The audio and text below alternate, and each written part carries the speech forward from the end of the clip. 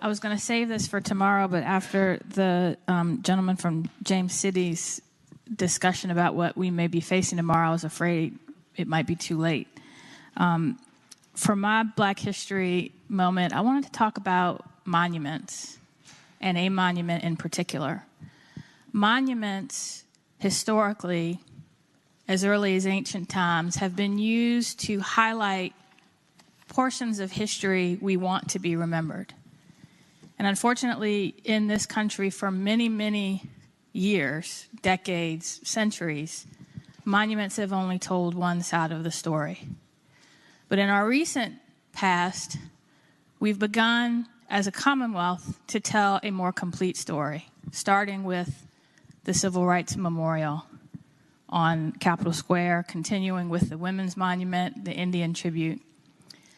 And you may remember in 2012, then Senator Henry Marsh got approval and an appropriation in the budget for the King Commission to do a monument to emancipation and freedom.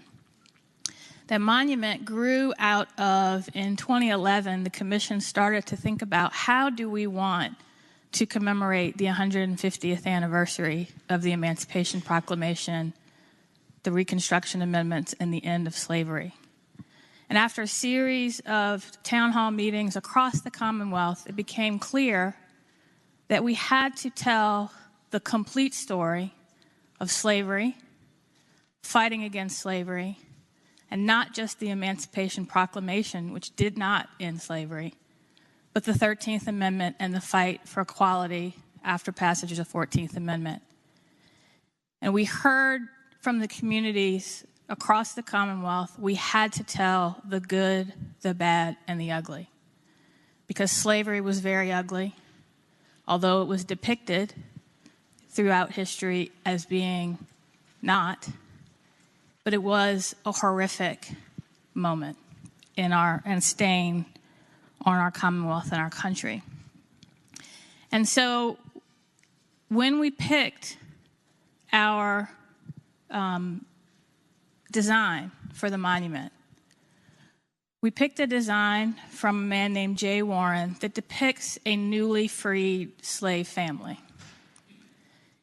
And you all will receive in your offices a brochure or a flyer that shows pictures of the maquette, the model that he gave us, which is on display in the Valentine Museum right now. It depicts a man with shackles falling from his arms, with the whip marks on his back, and a woman who evokes the Statue of Liberty holding a copy of the Emancipation Proclamation in one hand and a baby in the other. And we took care to make sure that they were historically accurate. But we didn't end there. We wanted to focus on African American Virginians who have been overlooked in commemorations and statuary, who fought against slavery, and African American Virginians post-emancipation who fought for freedom and equality. We had a public nomination period. We had 103 people nominated from all corners of the Commonwealth. We did 5 town hall meetings to accept nominations, narrowed it down to 30, and did 5 more. And we picked the following people. And I won't read your biographies, but I invite you to look at our website to find further information of them. For the pre-emancipation period, Mary Elizabeth Bowser. Very little is known about her, but she was born a slave, worked in the White House of the Confederacy as a spy for the Union Army. William Harvey Carney, born a slave in Norfolk, escaped to Massachusetts, fought in the 54th Massachusetts Infantry, and for his actions at Fort Wagner was the first African American to earn the Medal of Honor, though it took him many years to actually receive it.